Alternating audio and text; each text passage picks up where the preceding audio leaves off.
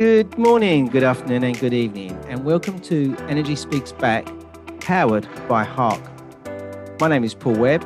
I'm the founder of B2B Energy, and I'm your host. Weekly, I present to you experts from around the world, and today we are in Vienna. Our purpose, as always, is to provide a good understanding of energy management knowledge from around the world, which is available today for us to deliver savings that impact on our planet.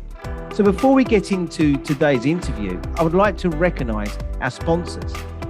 They are Clean Energy Revolution for their knowledge and their networking in the renewable world, B2B Energy, energy managers who provide management around organisations' third largest expense, Hark Systems, renowned for their energy software, EcoSync for their heating solutions, Alexis Energy for their power management, led by Vision, who are a LED and a control organisation, Watts for their electronic and EV transition, and Carbon Black Global for their waste to energy.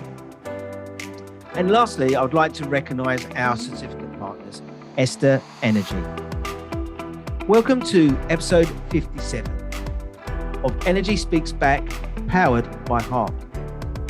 And my special guest today is going to talk about the energy within and how this can be harnessed to support our industry. Our expert today is a global strategy and leadership coach who is passionate about developing high-performing managers through mindfulness and heartfulness programs. So without any further ado, I give you Pascal Dricot. Good afternoon, Pascal, and how are you today? Good afternoon, Paul. Thanks. First of all, thank you for inviting me in the podcast. Already looking forward to it. So yeah, I'm great. Thank you for asking. How are you? Yes, very good. And the UK, we've covered in cloud and it's chucking it down with rain. And what's the weather like where you are? Well, I'm living in Vienna at the moment, and today is actually the last summer day. So today we have 25 degrees Celsius, which is actually too high for the time of the year. I mean, already in the middle of October.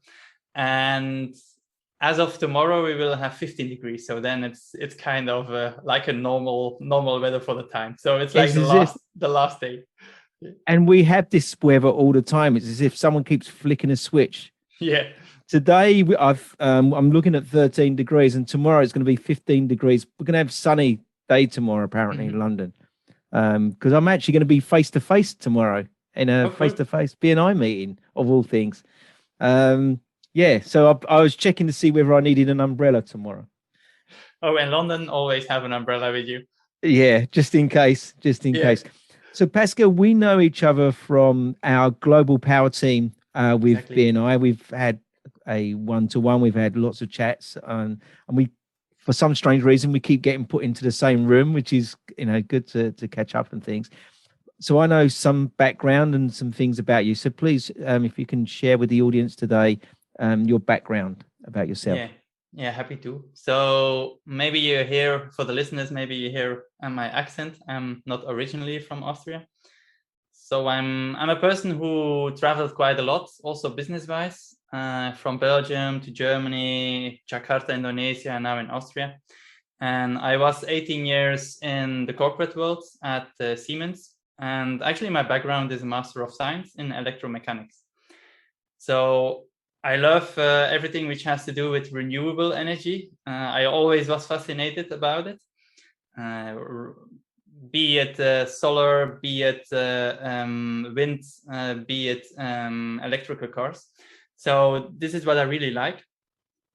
But I changed a little bit my job or what I'm doing, because being in such a corporate environment for a long time, I started to see, of course, that a lot of employees are actually lost. A lot of managers are always on the search. And I found that helping the managers and developing them, that's actually the most important thing. And what I learned myself is that everything starts, and this is your topic, energy. Everything starts with your own energy. And then I'm talking about the energy within you. And this is something where I'm working at, so that actually, if you change this kind of an energy, your reflection from the outside will also be a different one. That's really interesting, because I like the way you're turning this, and I love the fact that 1 minute we're talking about renewables and using this field of renewables, and then we're talking about the inner energy, which I think this is one of the reasons why it excited me to sort of wanted to interview you and bring you on. So what made that change? It's a big change from actually doing the energy to actually sort of working within the energy within the body. What is there anything that triggered it? Yes, there was. I was always, when I was working, for me, the most important thing was always developing either my colleagues or my team. So I was never so interested about the incentive schemes. At the end of the year, if I overachieved it or achieved, that was not a trigger for me. And what changed me is that in Indonesia, I got in touch with the Golden Space, which also exists in other countries. There I followed the course, which is the 7 days awakening the divine you. And it changed my behavior totally, that I was completely flashed. And by having a change in such a short period, this was the thing where I said from, okay, now I finally know what actually my mission is on this earth, right? Because I was always on the search. I knew that I wouldn't do this kind of a job till I was 67, but I had no idea what actually I wanted to do, right? And then reflecting now and doing then other courses like psychosocial, counsellor, and so on, I understand, of course, much more what happened in my past, what happened in my childhood, what were the challenges that I had, which brought me then, of course, step by step for doing what I'm doing now. Yeah. So if I was a stressed workaholic, and the thing is that it doesn't matter what kind of behavior you have, we tend to think that this behavior is a normal behavior, that this behavior is the behavior that is fit towards you. The moment that you can change this kind of a behavior, and then you're looking back in the past, only then you say from, oh my God, the behavior that I had was only one of the possibilities. So the moment that after this course that suddenly I was not stressed anymore when I was queuing in the airport, when I was staying in the car in the traffic jam, when a baby was crying in the middle of the plane in the night, right? At the moment, I was not that stressed anymore. Or at the moment that suddenly my communication with narcissistic managers was completely different. Then you know that something changed inwards you. And then you also see the effect, and you see also what your environment is actually reacting on this. And your life becomes suddenly much easier in a way, because you're not taking it so personal anymore. So you get less triggers. And this is actually what I'm doing, what I'm helping the managers, is that it doesn't matter what kind of trigger that they have. There is a possibility, and a fast possibility, to actually get rid of this trigger, so that you can see neutrality in this kind of thing. So the sort of the behind my reasoning on interviewing you today, energy experts around the world have got a challenge on their hands. Okay, we need to be clear-headed. We need to be less stressed. We need to be focused, because the challenge is big. There's not enough energy experts around the world to go and deliver the challenge regarding climate change. We've just been talking about the temperature as ourselves. We're seeing it just as, say, normal people. How does an energy expert, for instance, how does he know that he needs to make these step changes, or do these or not, basically? Yeah. Well, there's a simple rule. If you keep having the same kind of patterns, that means there is not only something about the other person, but there is also something about yourself. So if you always like attracting customers who are complaining, who is not paying, or you're attracting a kind of partners where you have difficulties with communication, of course you can say from, this partner, I cannot communicate with them, or this person cannot communicate with me. But if it's like the second, the third, the fourth, the fifth time, and in all kind of variations, maybe it's with your private partner, maybe it's with your business partner, maybe it's with a shareholder or whatever who, and then suddenly you start saying, okay, this is actually repeating. And as of that moment, you know that there is something within you that you can change, right? And it's also if you're a startup, because in the area that you're working as an energy expert, you also, of course, are going into fields which there is a polarity. That means that from that moment, it doesn't matter what kind of a beautiful idea that you have. If you're a visionary and if you have like a certain idea, most probably you will not only have positive feedback, right? And it's also by staying strong and picking out those around you which keeps believing in you, which keeps giving you positivity, because it doesn't make sense to always be around persons who give you the negativity or who are actually questioning what you're doing, right?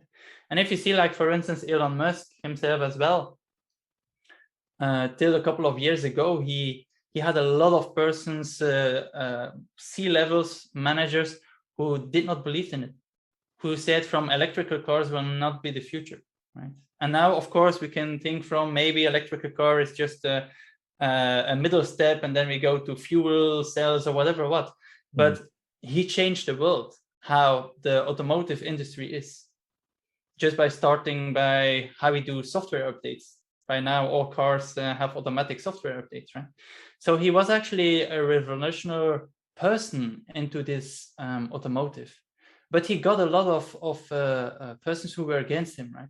And this is actually with us, if we have a startup, if we have great ideas, it is very important that we keep believing in it to us, and that we also make a connection with us, so that we not get lost onto our roads.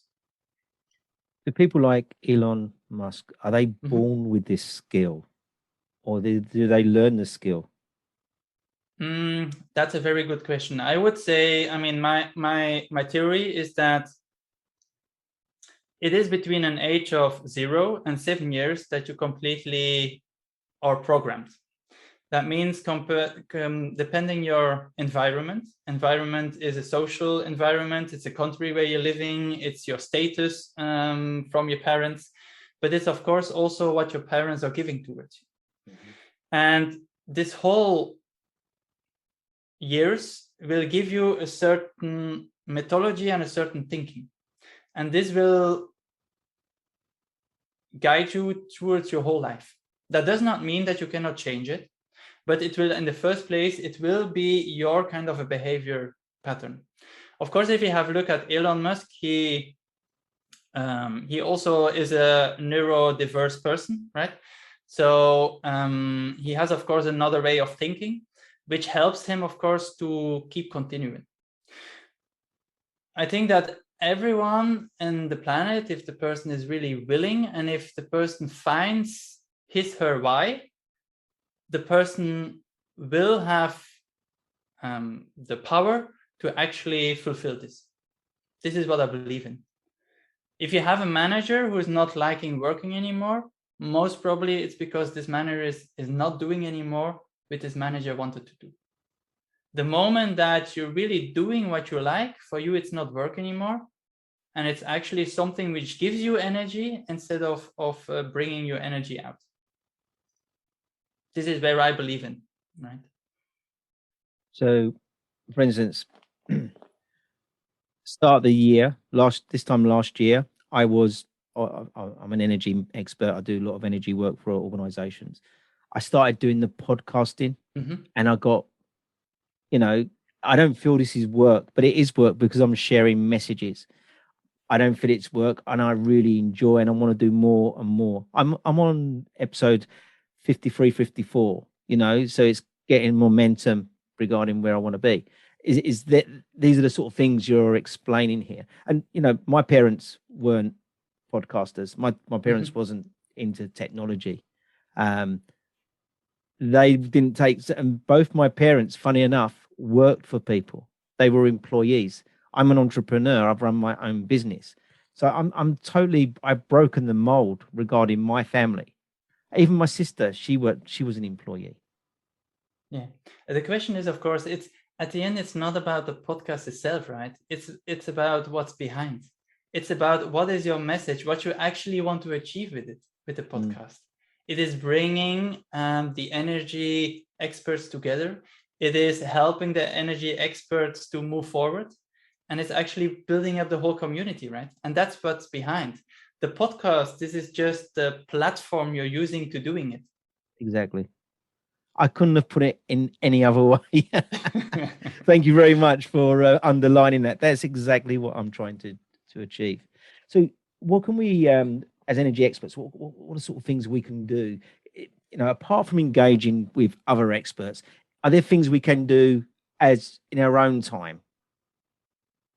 Yes, definitely. The first step is it always really, and what Simon Sinek says, start with the why. And this is very, very important, because it's really finding out why you are here on this planet, right? And what you want to achieve. Because if you know this, then each measure that you take, each action from your action plan, it goes into that direction. And it can be, of course, like for instance, with the COVID or whatever, if you have external changes.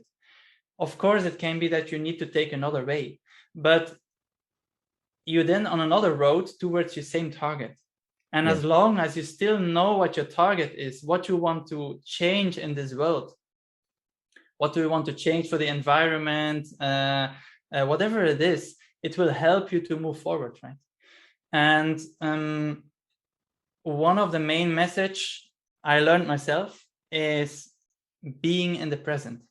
Yes, it is important to have a business plan.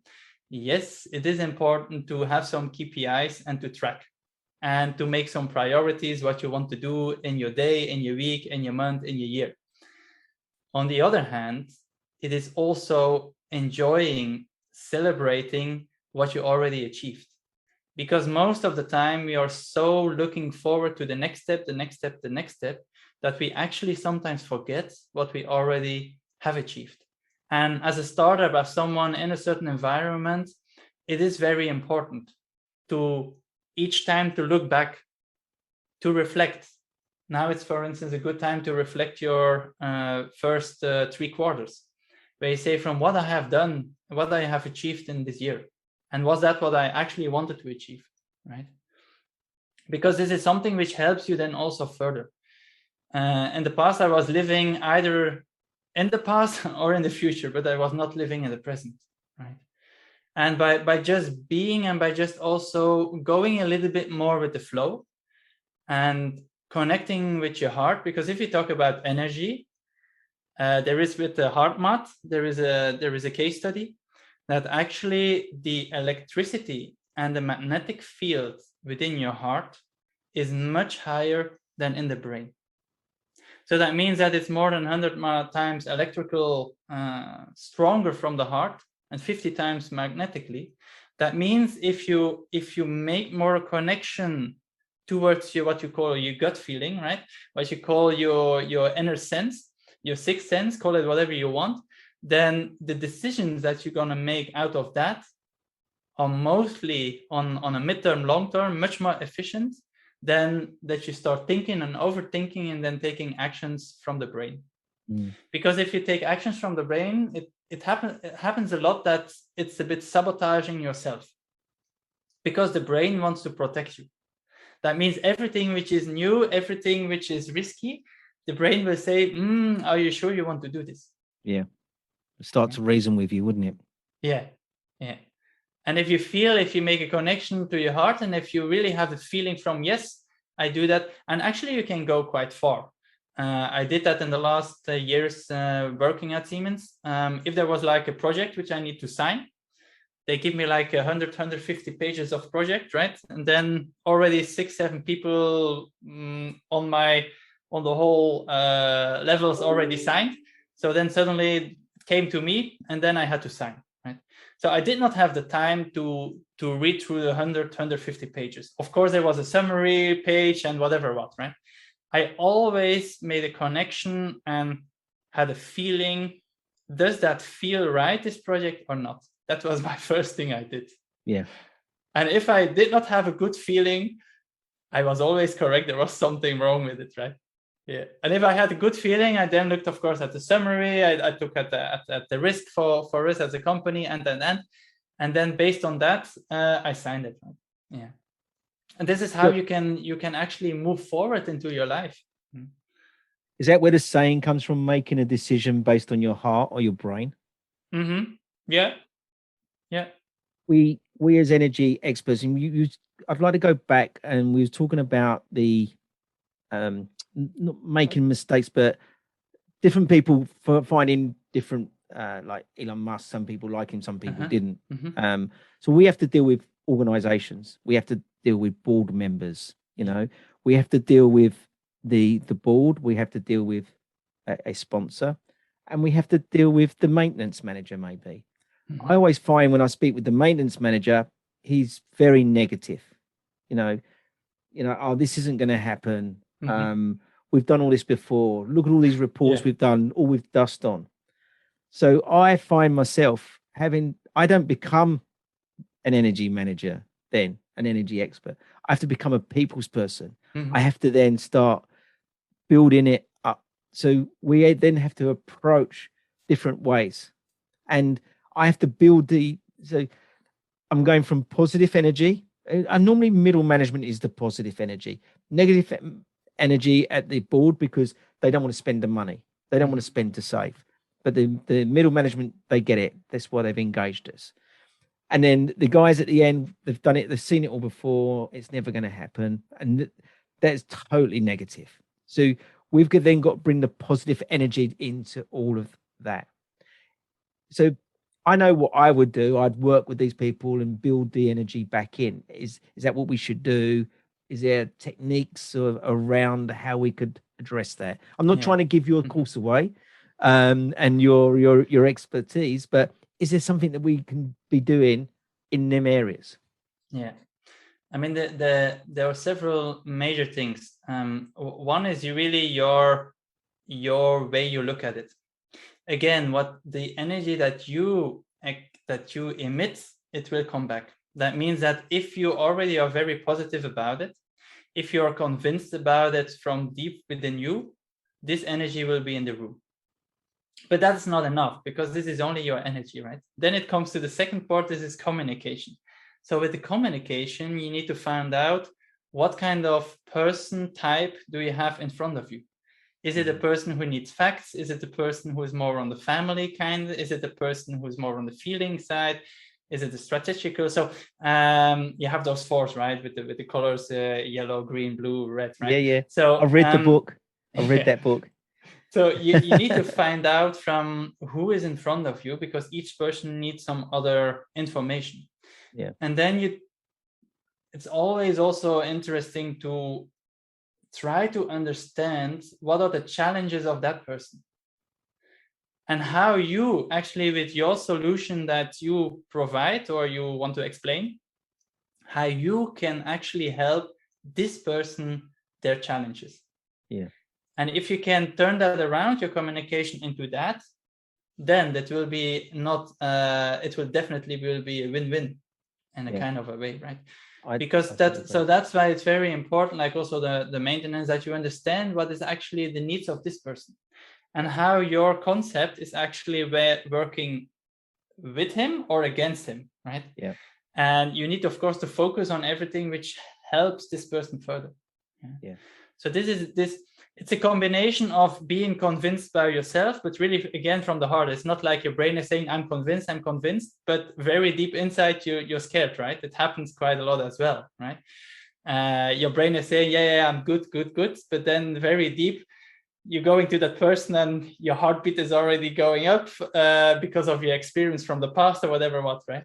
So it's really from, on all levels, be in a positivity. And then tactically, it's not tactically, but actually making sure that your communication, that the person also understands, right? But communication is nothing else as a sender and a receiver. And it doesn't matter, it doesn't make sense if you as a sender communicate something, but the receiver is getting it completely different, right? So my approach, obviously, it's bang on, but I never put it into that technical format. So I'm very positive about what I do. Is I'm passionate about energy management. I've been doing it since 41 years of. So I'm passionate. I know exactly what we're trying to achieve. I know what we need to achieve. I know when I go into organizations, and I'm not going to be big-headed any way, but I know the problems I'm going to find without even looking around these buildings, because they're common throughout. And I know the guy that I speak with, I know, I'm going to meet with him. He's going to be spanners in his hands, screwdrivers, and his paint may be on him. He's charging, sweating. He's saying someone's too hot, someone's too cold, someone needs lights. Someone can't get anything to work. So, and then he meets me. Then I tell him I'm going to be there all day. Straight away, he's going, I've got no time for you. No. So I slow it down, sit down with him, have a cup of coffee, and I get to know him personally, his name, where he lives, how, his travel, etc. I then start to say to him, I'm here to support you, to help you. Okay. With the board, the management team want to make savings.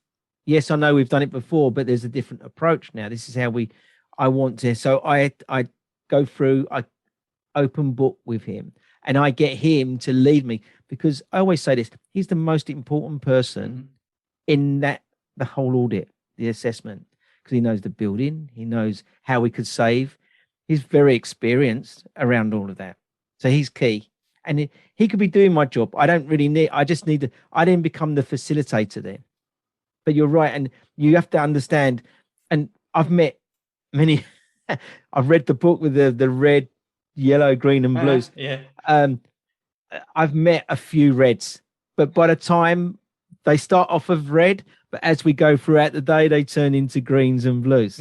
It softens, and they enjoy the whole experience, and that's important. And that's what us as energy experts. So us as energy experts, it's not about being technical. Yeah, we need to be technical, but we also need to understand people. We need to have the energy, and we need all that. We need all this positivity inside us. If we was a red going into that meeting, it'd be a bun fight, as we would say in East London. It'd be a massive bun fight. We'd be fighting for no reason at all. Yeah, at the end, it's all about the human skills, right? Because the technical skills, of course, you need to have, but a lot of us have it. But then it becomes really towards the interaction of persons. And this is in all areas. It doesn't matter if it's in selling, Exactly. if it's in partnering, whatever it is. It's all about the connection between humans, right? And if there is not a good feeling, then you will have struggles, right? It doesn't matter what kind of skills you have. Yeah. Exactly.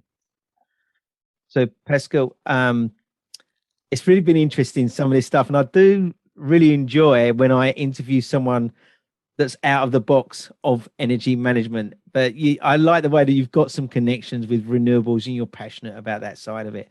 So is there anything that you can give? I like to put my guests on the spot, and I know we had a bit of a laugh about it before, but I like to put my guests on the spot. And is there something that you could give back to our industry of energy experts today as a takeaway?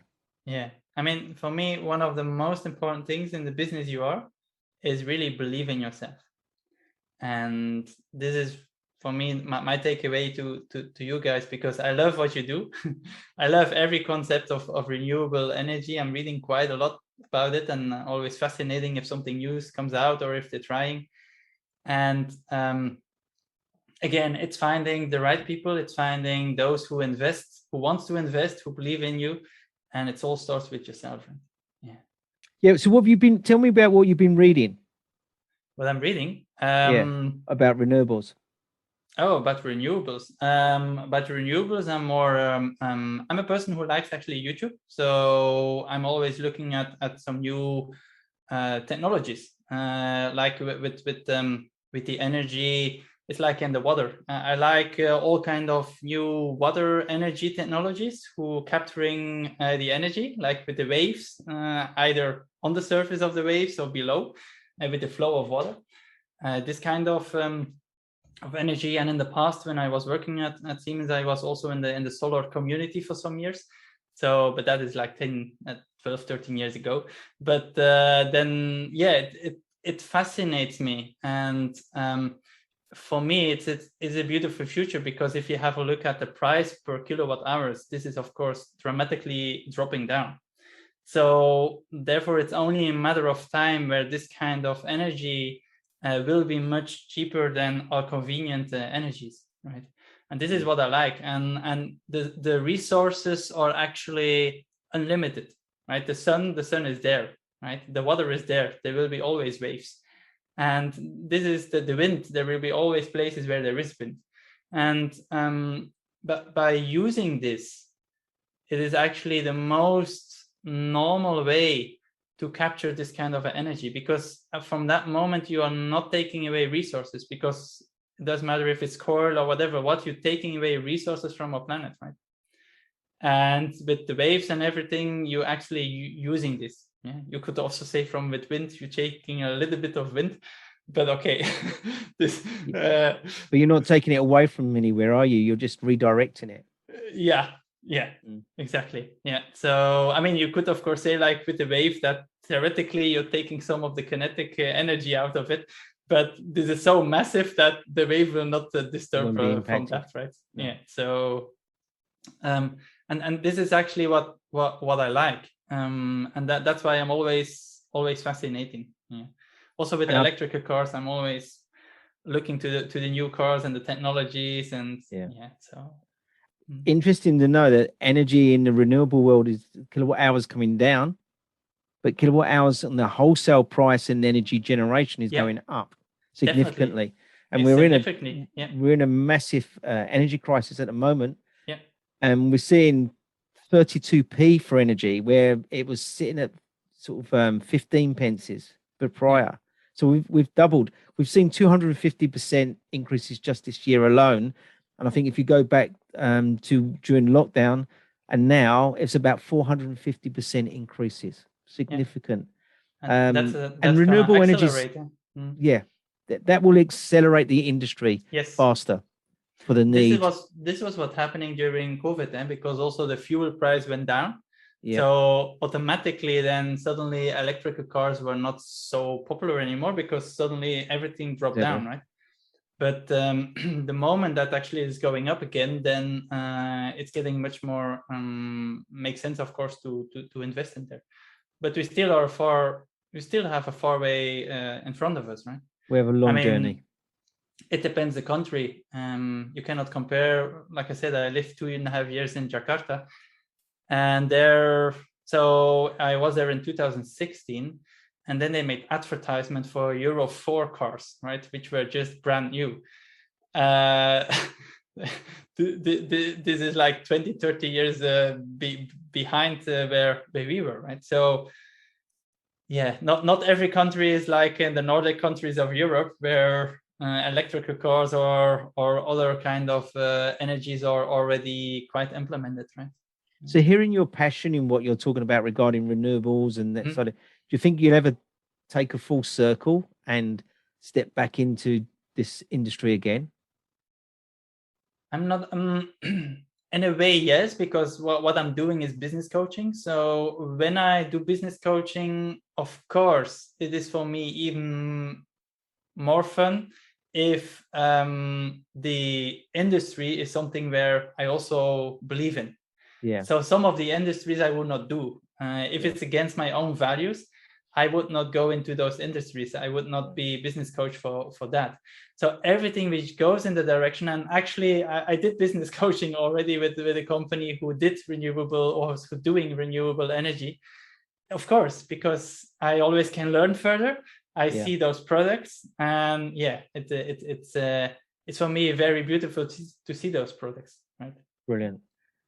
And hopefully from today's podcast and the spotlighting that we give you when we broadcast this, you'll be attracted, someone will be attracted to you, and within the renewable world to engage with you and try to learn more about what you're trying to achieve and what you're achieving. So that's brilliant. Pascal, thank you very much for joining us. We had some confusion over times before, but it's really good to meet you again and interview you on this podcast today. So thank you very much. Thanks as well. Thanks a lot. Brilliant. Have a nice day. Bye-bye. You too. And you and your family, please stay safe.